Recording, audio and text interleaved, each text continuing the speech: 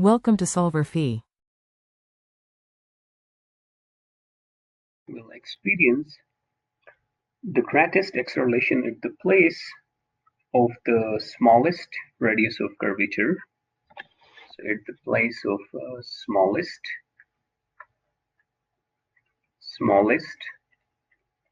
radius of curvature,